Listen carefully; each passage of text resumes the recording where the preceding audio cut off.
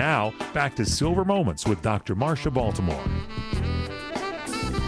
Good morning. This is Dr. Marsha. I am wondering if we could talk about a health care directory. My second husband left that, and I was relieved of that responsibility because he took care of it when he was healthy. He was a wise man. Mm-hmm. I'll start by giving an anecdotal story, but it was serious at the time. Many years ago, my mother-in-law was in the hospital about to have emergency heart surgery. My wife calls and says, "There's someone here from the hospital, and she wants to know if my mother has an advanced health care directive."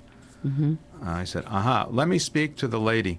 And so the lady got on the line, and I was quite polite but forceful, and I told her that my mother-in-law did not have an advanced health care directive, nor would she have one prior to the surgery, and that if she, the hospital employee, explained to her that she wants to know if she explains to her, what a health care directive is, and something happens to my mother-in-law before the surgery, that I would sue her for what happened. Wow. The reason is because a health care directive says, what happens if I turn into a vegetable while I'm going through surgery? Do you want the hospital to pull the plug, to keep going? It instructs your agent, the person you choose to answer these questions, when you cannot answer these questions because either you're in a coma or you've lost your mind or you're too weak or too feeble. What do you want to do? You want to live no matter what it takes? Do you want them to pull the plug no matter what's the situation? You just don't want any pain? You want a morphine drip? You want all these questions answered 15 minutes before you go into surgery? So your husband was wise to have this form filled out in advance. In fact, I give it to all my clients. Quite a long time in advance, maybe 5 years. The best time to do it is when you're healthy. Yeah, he was. You may never need it.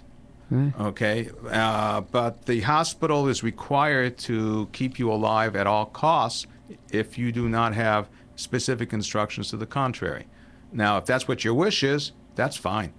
But the doctors in the hospital will try to convince you to end the misery, so to speak, even if you want to try and see if you can make a comeback. Now, my mother-in-law went into a coma.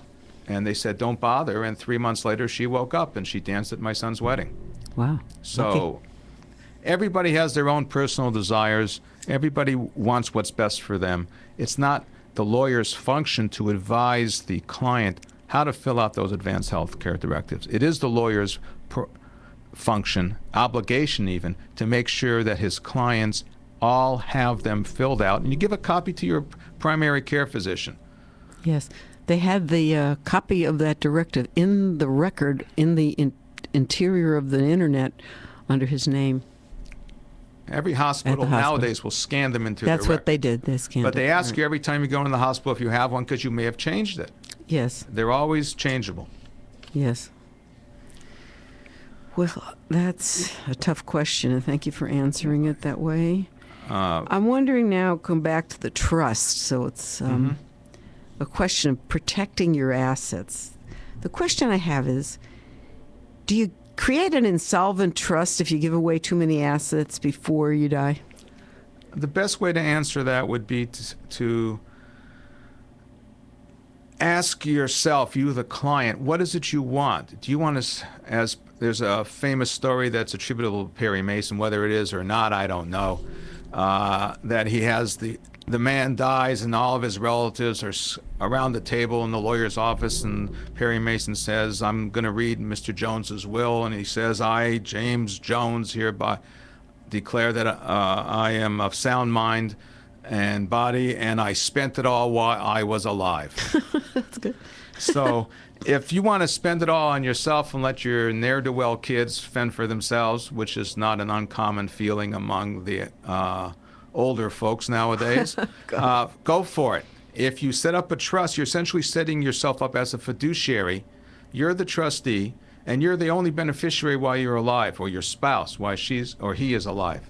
The kids aren't entitled to a nickel as long as you're alive. So if you want to spend it or give it away, it's your prerogative. I've had many occasions where, not many, but frequent occasions where clients will come to me after we've set up a trust where it goes to the kids after both parents are dead, and they say, we want to change the trust, and either they give it all to charities or they'll give it to the grandchildren because the kids keep saying, how come we can't have the money now while you're alive? Don't ask me. I don't make these stories It's like up. vengeance They're true from stories. your father or something. Isn't that a good Yeah. idea? Well, all right. It's all in the eye or the pen of the writer. Yeah. So, trust- and you can't make a trustee. trust insolvent. The trust is only what it is. It has assets or it doesn't have assets. Right. There's a famous case, actually. It's called the Estate of Hegstead, Heggsted, I believe is how it's spelled. Mr. Hegstead had a piece of property, and the long story short is that he did a trust. He set up a trust, and in the trust he says, I give this piece of property to a relative. And then he died. Now, he had the trust notarized, but he never did a deed transferring title to the trust. Oh, I So the see. So the family trust screams- didn't own it. Well, that's true. The trust doesn't own it. But according to the state appellate court, it was a sufficient document, the trust, that was notarized to effect the transfer. You can do a deed and not record it. It's a valid deed. This is all the law required was that there be an intent that the trust be the owner of the property, and that was spelled out in this trust that he did. So that's good enough. So we, being So they're looking lawyers, for the intent. that was, yeah. So the relative got the property. And we've pushed that envelope, we lawyers who like to push envelopes.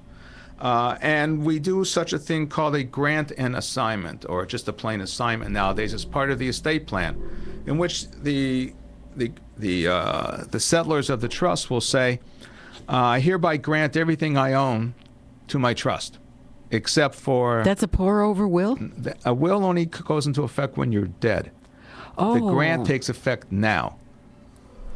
And you all right. notarize it. And it doesn't apply to assets that are held in joint tenancy, like if you have a bank account in joint tenancy or property in joint tenancy, because wills and trusts don't affect those.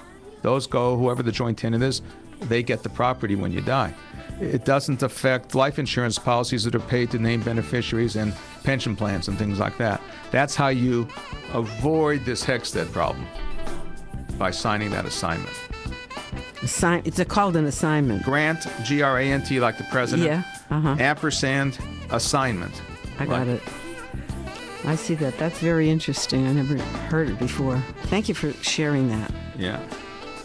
And listen to Mikhail play his horn. Ooh, he's a good guy.